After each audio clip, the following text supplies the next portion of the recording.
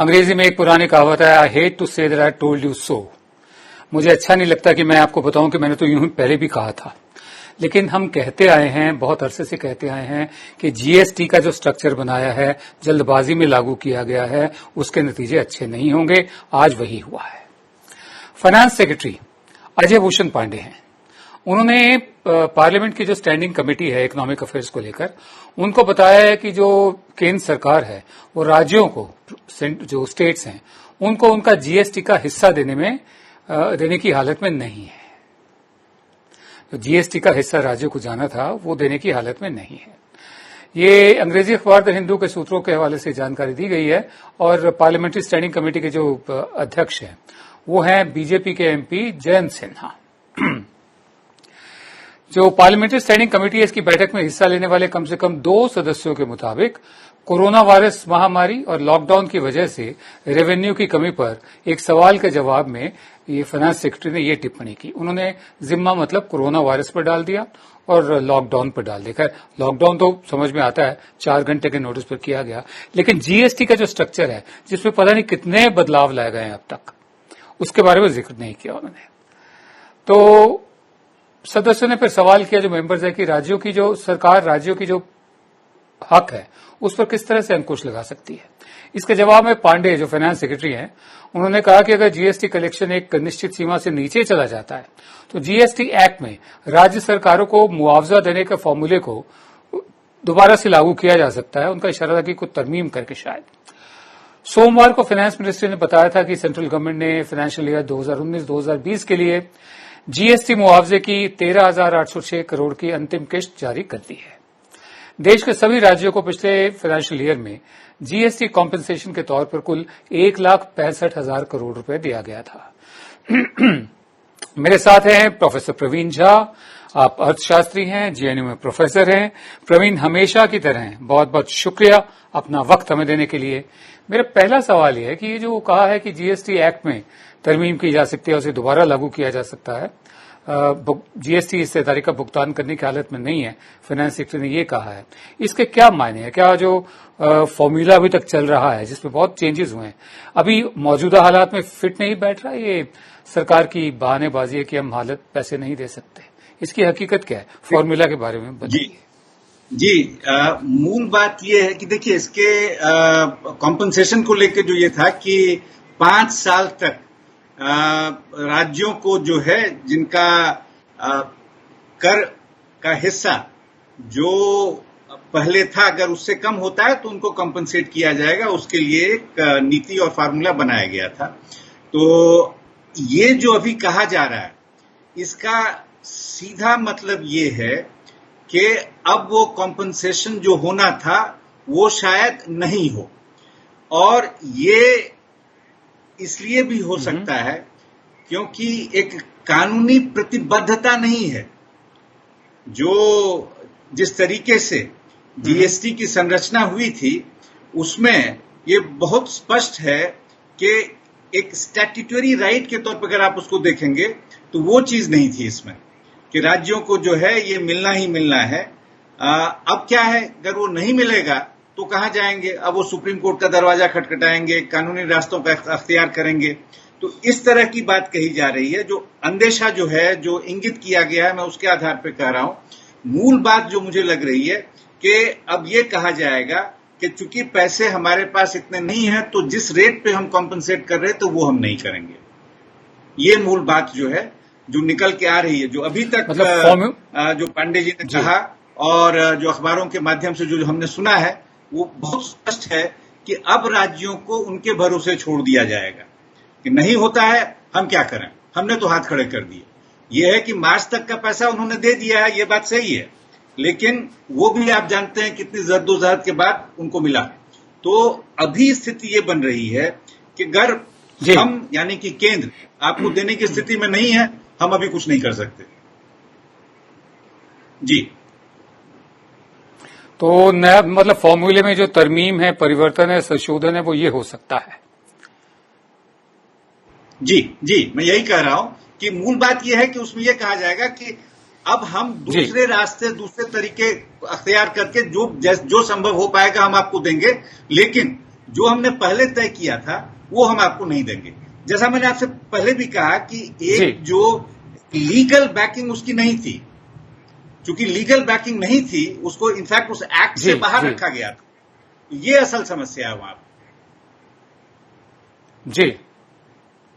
जी मैं आगे बढ़ता हूं।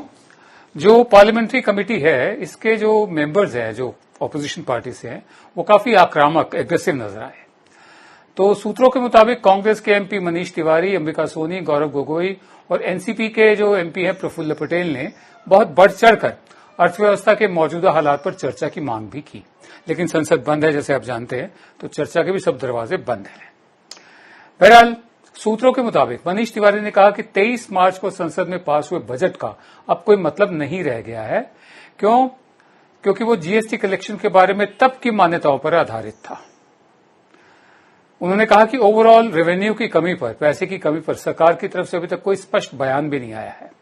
कांग्रेस के एमपी गौरव गोगोई ने कहा कि जो पैनल है वो उसको सरकार के राहत पैकेज का क्या प्रभाव हुआ उसकी भी जांच करनी चाहिए। पैनल माने पार्लियामेंट्री स्टैंडिंग कमेटी। सूत्रों के मुताबिक समिति के अध्यक्ष जयंत सिन्हा ने कहा कि सदस्यों की तरफ से जो सवाल उठाए गए हैं उनका नेचर जो है वो पॉलिटिकल है, राजनीतिक है। इन सवालों का जवाब वित्त मंत्रालय के अधिकारी नहीं दे सकते, जयंत सिन्हा का कहना है।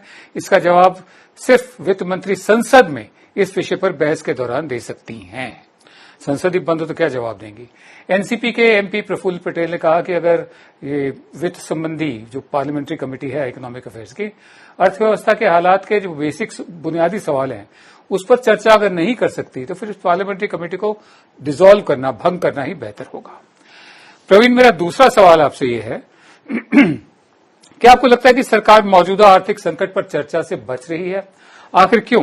पार्लियामेंट्री कमेटी में इस तरह के मुद्दे उठाना क्या वाकई राजनीतिक नेचर के हैं? अगर हैं तो क्या अर्थव्यवस्था को राजनीति से अलग किया जा सकता है या देश की जो माली हालत है उसको राजनीति से अलग किया जा सकता है? देखिए, एक तो इस मुहावरे का इस्तेमाल इतने हल्के ढंग से किया जाता है कि राजनीतिक है, पॉलिटिकल है। अरे भाई, क्या पॉलिटिकल नहीं है? ये सारे जो हैं बहुत इंपॉर्टेंट पॉलिटिकल सवाल हैं और आप इसको एक पेजोरेटिव सेंस में, एक ऐसे अर्थ में जो कि एक नेगेटिव मानी रखता है, उससे उसको देखें तो बड़ा गलत है वो। तो और अगर सही अर्थ में हम राजनीतिक प्रश्न उठा रहे हैं तो निश्चित तौर पर अर्थव्यवस्था से वो जुड़ा हुआ है।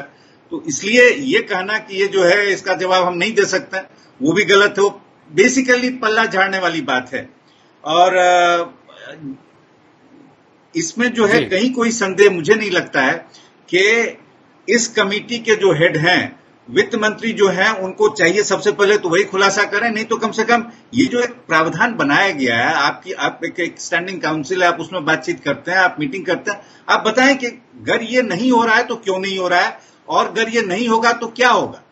इसकी जगह हम कैसे इसको एक बेहतर ढंग से सोल्यूशन की दिशा में जाने का प्रयास कर सकते हैं। आप कितना कर सकते हैं, कम से कम ये तो बताइए, सिवाय ये कहने के कि जो तय किया था हम वो नहीं करेंगे।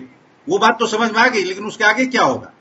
तो जो मैं आपको बता रहा था नहीं, जो 101st कॉन्स्टिट्यूशनल अमेंडमेंट जो था, जीएसटी एक्ट जो था, उसमें इस चीज को जो है एक लीगल बैकिंग से बाहर रखने के लिए उसमें है सेक्शन 18, उसमें डाल दिया गया था इसको। तो अब ये अब इस्तेमाल कर रहे हैं उसका, जिससे कि राज्यों को जो उनका हक मिलना चाहिए वाजिब तौर पर वो ना मिले। जी मैं आगे बढ़ता हूं। ब्लूमबर्ग के एक सर्वे में कहा गया कि बेशक अर्थव्यवस्था खुल रही है भारत की, लेकिन भारत की एनिमल स्पिरिट अभी भी बहुत कमजोर है। ब्लूमबर्ग के सर्वे के मुताबिक जो हर महीने की परफॉर्मेंस होती है उसमें थोड़ी सा उठान आया है, पिकअप हुई है, बावजूद जीडीपी पिछले साल के मुकाबले 20% तक सिकुड़ सकती है फिर भी। और कंज्यूमर एक्टिविटी की बात करें तो शॉपर ट्रैक के एक डेटा के मुताबिक पिछले साल के मुकाबले ये अब भी 90% कम है कंज्यूमर एक्टिविटी। और कारों की खरीदारी में society of Indian automobile manufacturers के डेटा के मुताबिक पिछले साल के मुकाबले 50% की गिरावट आई है। मैन्युफैक्चरिंग क्षेत्र में जो प्रोडक्शन हुई है वो मई में 39.3% घटा, जबकि अप्रैल में इसमें 67.1% की गिरावट आई थी। बुनियादी उद्योग जो होते हैं उनके प्रोडक्शन की बात करें तो मई में एक साल पहले की तुलना में 23.4% कम रहा। अप्रैल में इसमें 37% की गिरावट दर्ज की गई थी। रॉयटर का एक ताजा सर्वेक्षण बताता है कि भारत का आर्थिक संकट और गहरा सकता है। रिकवरी का जो रास्ता है उसमें संदेह है, शक है। मेरा आखिरी सवाल आपसे है प्रवीण, ब्लूमबर्ग की रिपोर्ट बताती है कि हालात सुधर रहे लेकिन चुनौतियां बरकरार हैं। सवाल यह है कि हाल फिलहाल में अर्थव्यवस्था का पटरी पर लौटना मुमकिन है? देखिए, इस वर्ष तो पटरी पे निकलना मुश्किल ही नहीं बल्कि असंभव है। और हमारी चिंता तो ये भी है कि क्या ये अगले वर्ष भी जो है यानी कि 21-22 में उस वित्तीय वर्ष में जो है क्या ये रास्ते पे लौटने की स्थिति में होगी। मैं इसलिए कह रहा हूं कि जिस किस्म के उपाय होने चाहिए वो उपाय बिल्कुल दिखाई नहीं दे रहे हैं। जैसा कई अर्थशास्त्रियों ने कहा, इस पे एक आम सहमति है कि जो डिमांड साइड है अर्थव्यवस्था की उसको कैसे मजबूत किया जाए, परचेजिंग पावर को कैसे मजबूत किया जाए, उन चीजों पे कहीं पे ध्यान नहीं दिया गया।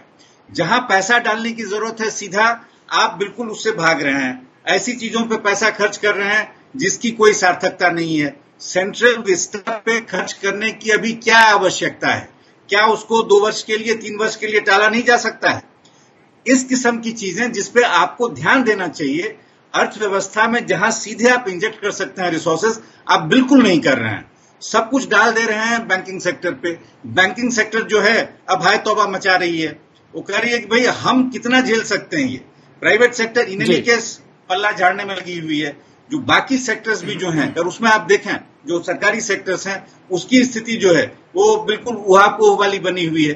तो ऐसी स्थिति में कहां से आप रिसोर्सेज का इंजेक्शन सोच सकते हैं? अगर वो नहीं होता है, और हम ये जानते हैं कि टैक्सेस में कमी होनी ही होनी है जिस तरह से अर्थव्यवस्था सिकुड़ रही है इस वर्ष, तो आपके पास अगर रिसोर्सेज उगाने के नए तरीके नहीं होंगे, अगर आप उसके बारे में सोच नहीं सकते हैं जिससे कि अर्थव्यवस्था पे कोई नेगेटिव असर नहीं पड़े, तो कहां से रास्ता हम ढूंढ पाने की स्थिति में होंगे? ये तो क्या कहा जाए, मतलब हार्ड वर्क है, सोचना छोड़ दीजिए। मैं और तो क्या कर सकता हूं, मतलब एक अजीब सी स्थिति लग रही है।